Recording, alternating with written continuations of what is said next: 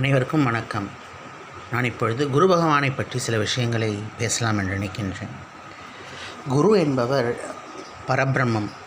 பரபிரம்மம் என்றால் குரு வழியாக நீங்கள் எல்லா தெய்வங்களையும் பார்க்கலாம். குருவை நீங்கள் எந்த தெய்வமாக தியானிக்கிறீர்களோ அந்த தெய்வமாக குரு உங்களுக்கு காட்சியளிப்பார். அவர்தான் குரு பகவான். குரு பகவான் என்பவர் பிரகஸ்பதியாக இருக்கின்றார். அவர் தேவராஜ குரு. அவர் இந்திரனுக்கு அட்வைஸ் பண்ணக்கூடிய ஒரு குரு.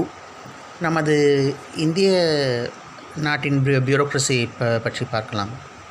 நமது இந்திய நாட்டிலே அதிகார வரம்பின் உச்ச எல்லையில் இருப்பவர் ஜனாதிபதி, த பிரசிடெண்ட் ஆஃப் இந்தியா. அவருக்கு அட்வைஸ் பண்ணக்கூடியவர் சீஃப் ஜஸ்டிஸ் ஆஃப் இந்தியா என்று சொல்வார்கள். தலைமை நீதிபதி, உச்சநீதிமன்ற தலைமை நீதிபதி தான் அவருக்கு சீஃப் அட்வைசர். அப்படி இருக்கும் பொழுது குரு பகவான் பிரசிடெண்ட் ஆஃப் இந்தியாவுக்கு அட்வைஸ் பண்ணக்கூடிய அந்த பொசிஷனில் இருக்கின்றார். அப்படி என்றால் பிரகஸ்பதி என்பவர் இந்தியாவுடைய தலைமை நீதிபதியாக இருக்கின்றார். இந்தியாவினுடைய இரண்டாவது பொசிஷனிலே அவர் இருக்கின்றார். முதல் பொசிஷன் பிரசிடெண்ட் ஆஃப் இந்தியா, இரண்டாவது பொசிஷன் குரு பகவான் என்று சொல்வார்கள்.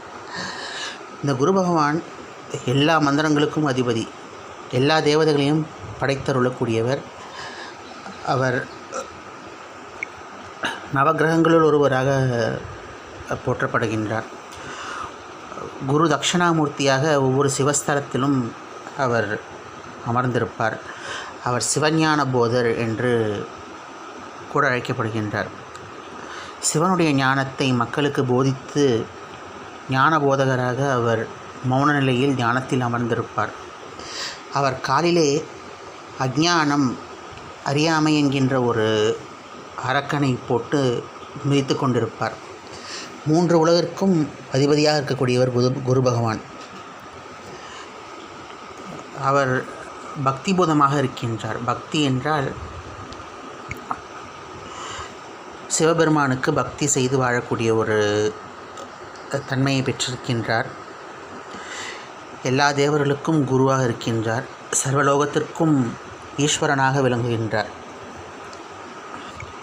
பொதுவாக குரு பகவான் நீதிபதியாக இருக்கின்றார். அப்படிப்பட்ட குரு பகவானை நாம் வணங்கும் பொழுது நமக்கு ஞானம், கல்வி, மென்பொருள் துறையில் முன்னேற்றம் போன்ற விஷயங்கள் எல்லாம் ஏற்படும். குரு பகவான் மிகவும் ஞானம் உள்ள ஒரு தெய்வம். அவரை